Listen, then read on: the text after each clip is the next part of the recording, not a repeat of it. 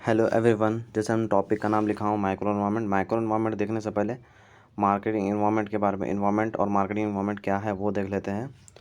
Marketing environment है, marketing environment refers to the external forces और factors that affect the company's ability to develop for maintain successful relationship with targets customers.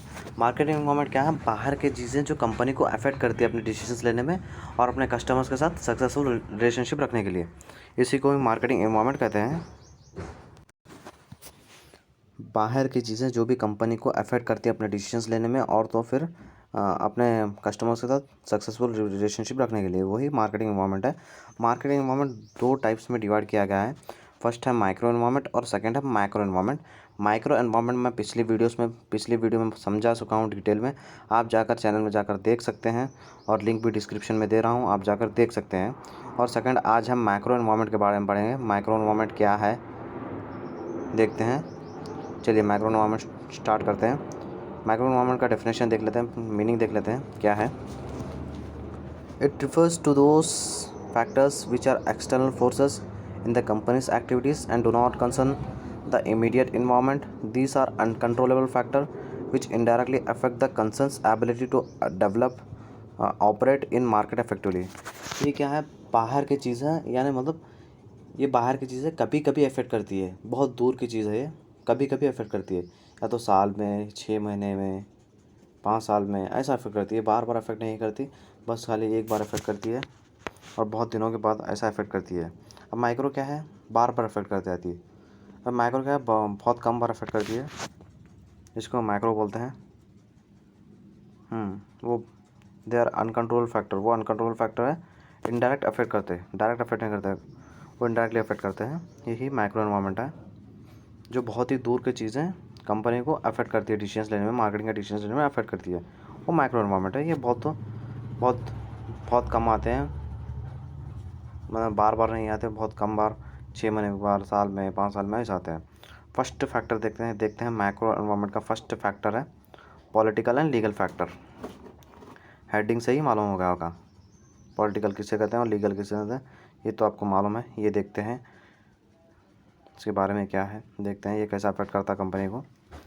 With a change in political parties, several changes are seen in terms of trade, taxes, duties, codes and practices, market regulations, etc.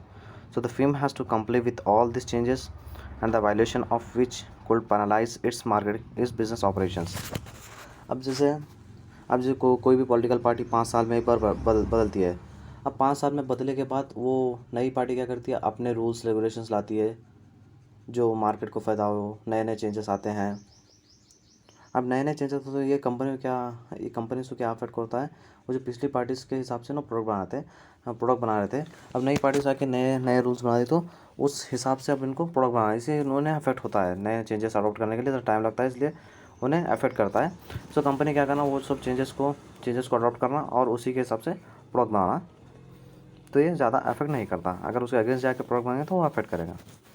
ये है political legal factor. Second factor देखते हैं। Second factor है economic factor. Every business operates in the economy and is affected by the different phases it is undergoing.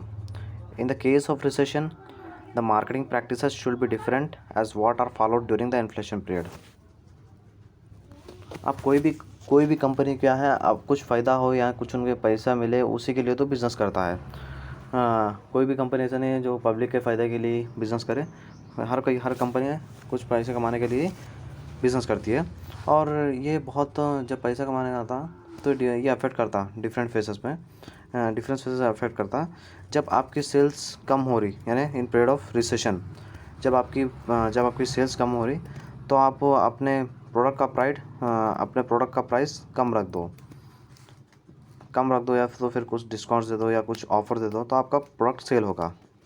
अब inflation period में क्या था? Inflation period में सेल्स भी ज़्यादा होता, आपका डिमांड भी ज़्यादा थी, इसलिए आप प्राइस भी ज़्यादा रखे थे। अभी रिसेशन पीरियड में क्या है कि सेल्स कम हो रही, इसलिए आपको मजबूरन अपने प्राइस कम रखना होगा, ऑफ़र्स कम रखना होगा। और ऑफ़र्स को कम रखेंगे तो सेल्स ज़्यादा होगी, सेल्स ज़्यादा होगी बाद आपका प्रोडक्ट इन्फ्लेशन पीरियड में आ जाएगा। ये था सेकंड फैक्टर। थर्ड फैक्टर है social factor. Since business operates in a society has some social responsibilities towards it must follow not harm the sentiments of people. Also, the companies are required to invest in the welfare of the general public by constructing public convenience, parks, sponsoring educations, etc. अब कोई भी company अब society में अब कोई भी company एक society में है तो उसके कुछ सोशल रिस्पॉन्सिबिलिटीज़ बनते हैं सोसाइटी में रहने के बाद। वो उसके रिस्पॉन्सिबिलिटी ऐसे बनते हैं जैसे उसके ऐसा प्रोडक्ट बनाना जो एको फ्रेंडली होना, कंज्यूमर्स के काम आना। ऐसा प्रोडक्ट नहीं बनाना जो नॉन एको फ्रेंडली है, जो एनवायरनमेंट को अफेक्ट कर रहा। अब जैसे आपको कोई सोसाइटी में रहते, सोसाइटी में रहने के बाद आप यानी ड्रिंक्स का बिज़नेस नहीं कर सकते। ड्रिंक्स मतलब वो शराब, वो ड्रिंक्स का बिज़नेस नहीं करते क्योंकि वहाँ छोटे बच्चे रहते हैं, खेलते करते छोटे बच्चे वो रहते हैं, इसलिए आप सोसाइटी में ऐसा बिज़नेस नहीं कर सकते। आप बाहर सोसाइटी के बाहर जाके ये बिज़नेस करना, ऐसा इको फ्रेंडली प्रोडक्ट्स बनाना और बेचना। और अगर आपकी कंपनी बड़ी भी रही तो आपका ये जिम्मेदारी है कि आपकी ये रिस्पॉन्सिबिलिटी है कि आप कुछ पब्लिक के लिए वेलफेयर के लिए काम करें, जैसे पार्क्स बनाएं, स्कूल्स बनाएं, क्लिनिक्स बनाएं। वैसे काम करके पब्लिक की मदद कर सकते हैं, सोशल रिस्पॉन्सिबिलिटी भी निभा सकते हैं। अगर ऐसा नहीं निभाएंगे तो आपको अफेक्ट पड़ेगा। आप सोशल रिस्पॉन्सिबिलिटी निभा रहे हैं तो आपका ब्रांड नेम बढ़ेगा, आपकी कंपनी का ब्रांड बढ़ेगा, नेम बढ़ेगा, इससे कोई भी आके आपका product ख़रीदेगा।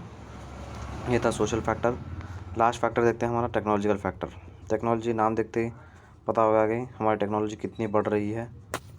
As technology is advancing day by day the firm have to keep themselves updated so that consumers needs can be meet with more precision.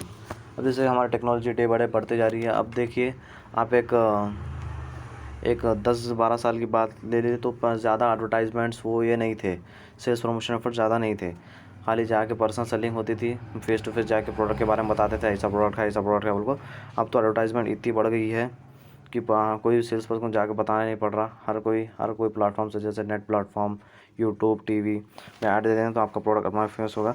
इसलिए जैसे टेक्नोलॉजी बढ़ती जा रही है आपके पास भी टेक्नोलॉजी अपडेटेड होना, नए नए मशीन्स लाना, नए अपनी टेक्नोलॉजी अपडेट करना। अगर टेक्नोलॉजी अपडेट रही तो कंज्यूमर्स के नीड्स एंड वांट्स को मालूम करने के लिए आपको ज़्यादा टाइम नहीं रहेगा और मालूम होगा ज़्यादा वैसा प्रोडक्ट बना के उनके नीड्स सेटिस्फाई करना, तो आपका मार्केटिंग सक्सेसफुल होता, प्रोडक्ट आपका ज़्यादा बिकता। ये थे हमारे मैक्रो एनवायरनमेंट का मीनिंग होगा, उसके फैक्टर्स हो गए। Thank you.